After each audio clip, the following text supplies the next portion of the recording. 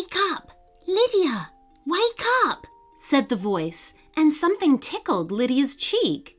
She opened her eyes to see her cat, Smudge, was staring at her intently, as if she didn't know any better.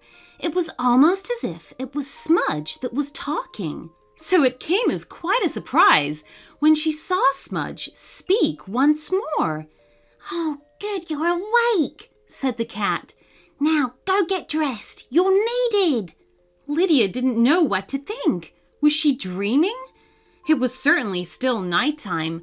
Not really knowing quite what she should do, she decided to do as Smudge had asked. He was her cat after all, and she did love him so. So she jumped out of bed and quickly got dressed. The last thing she pulled on were her shoes. And as she did so, Smudge began fussing at her bedroom door, telling Lydia to follow him. They crept through the dark house and to the back door, where Smudge disappeared through the cat flap. His head popped back through. "Come on," he said. Once out in the garden, Lydia was taken to the old brick building with the tin roof. It was a very old house, and this old brick building had once been a small stable, but now it was half falling down and used for storing the lawnmower. Smudge slipped effortlessly inside, and Lydia followed. It was dark inside, and without a cat's eyesight, Lydia feared she wouldn't see anything at all. Except there was a small light at the very back. As she got closer, she realized it was a tiny lantern. "What's going on, Smudge?" she asked. "Who said they needed me?" "I did," said a voice beside her, making her jump a little. Stood on the top of a dusty box was a tiny young man, not even as tall as a pencil. "My name's Tom Thumb," said the young man. "And these are my friends." He gestured to his right, where on a couple of rusty paint tins sat a gingerbread man and a frog. The frog was wearing a crown. "This is Ginger and Prince Morton." "Oh," said Lydia, "I've read stories about all of you. Why are you in our shed?" "Terrible news," said Prince Morton, the frog prince. "A kidnapping," said Ginger, the gingerbread man. "Little Red Riding Hood has been snatched, and the people of the Magic Kingdoms must pay an enormous ransom to get her back," explained Tom Thumb. "But what do you need me for?" asked a confused Lydia. "Well," said Tom Thumb, a little embarrassed, "we three heroes have decided to rescue her. But, well, you may have noticed that none of us is particularly tall." Lydia could see this was true. The gingerbread man was probably the tallest, but not by much. "So," continued Tom, "we asked our old friend Puss in Boots to help us find someone taller to help." "But I'm not tall," said Lydia. "I'm not even 7 for another 3 weeks." "Ah, but milady," said Prince Morton, "you're still taller than us." Lydia turned to Smudge and said, "Are you really Puss in Boots?" Smudge shrugged his shoulders. "I used to be. I seem to have lost the footwear, though." "Come on, then," said Tom Thumb, leaping down from the box. "We're wasting time." The others followed, walking through a large hole in the brickwork, all apart from Lydia, who was worried if she'd fit. "It's okay," said Prince Morton, hopping back through. "You'll fit. It's magic." And so Lydia followed. They emerged into daylight amongst the roots of an ancient oak tree. Around them grew a thick forest. Tom Thumb led the way, guiding them down a wooden slope. "What are we doing first?" asked Lydia. She didn't need to walk fast, as her companion's legs were so small. "Looking for clues," said Ginger, the gingerbread man. "As I understand it," said Smudge from beside Lydia, "Little Red Riding Hood disappeared near here while on her way to Grandma's house." Eventually, they came upon a dirt track and swiftly spotted a wooden cart being pulled by a donkey. On the cart rode a man, and behind him was an enormous turnip. "Greetings, good sir," said Prince Morden, hopping out before the cart. "What's this, bandits?" said the man, pulling back on the reins. "Do you intend to rob me of my magnificent turnip?" "No, good sir," reassured the Frog Prince. "We are here but a band of heroes on a quest. Tell me, do you travel this road often?" "I do," said the man. "In fact, yesterday I was traveling along here and found this basket abandoned by the side of the road." "That's Little Red Riding Hood's!" shouted Ginger. "The girl who's been kidnapped?" said the man. "I had no idea." "We intend to rescue her," Tom Thumb explained. "Then you must take the basket," said the man, "and return it to her when you find her." The man and his enormous turnip went on his way, leaving Lydia to hold the basket. "All of you except Smudge may as well climb into the basket," she said. "It will be quicker if I carry you." It was a good idea, and they were soon moving more quickly, if only at Lydia's walking speed along the track.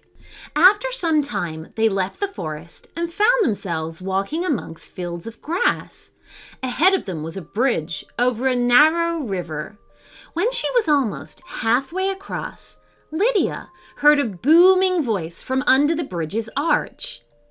"Who's that crossing my bridge?" roared an angry voice, and a huge, ugly troll climbed up onto the bridge to block the way.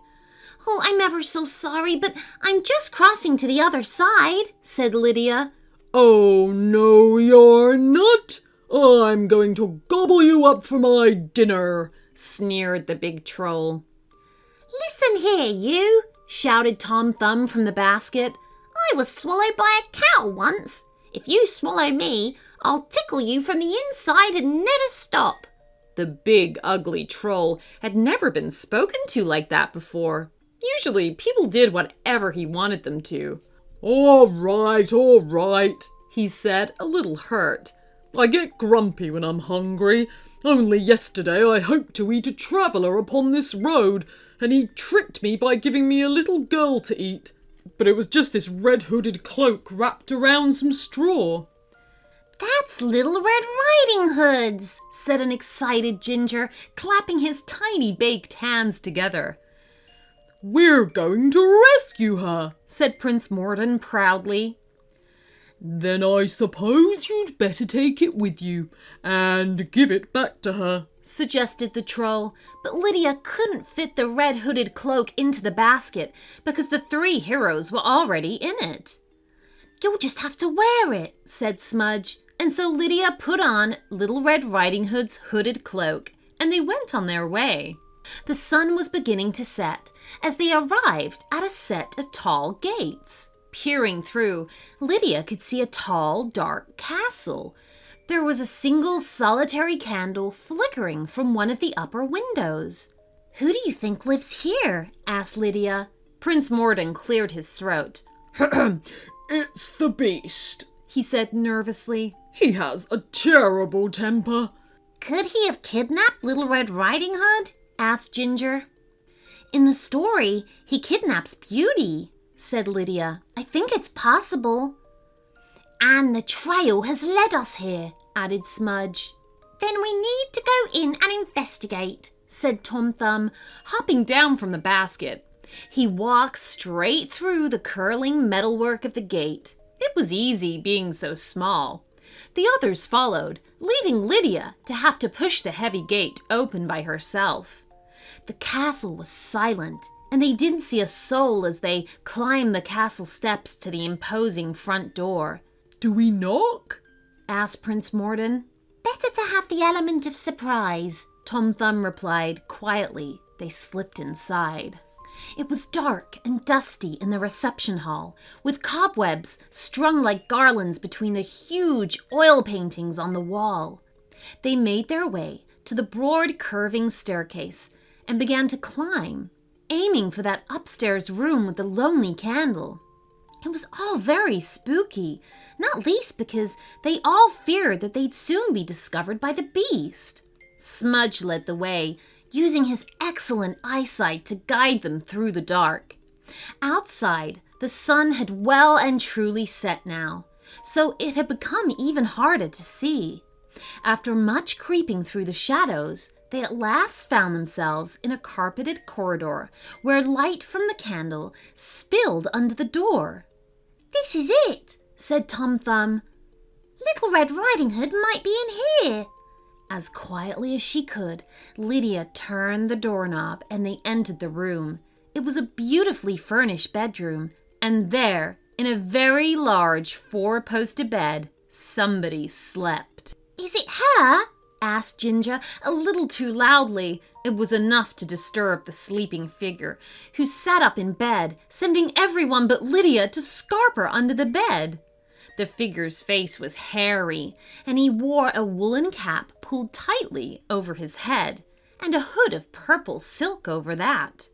"What's going on here?" growled the beast as he rubbed his eyes. Then he spotted Lydia, dressed in Little Red Riding Hood's cloak and carrying her basket.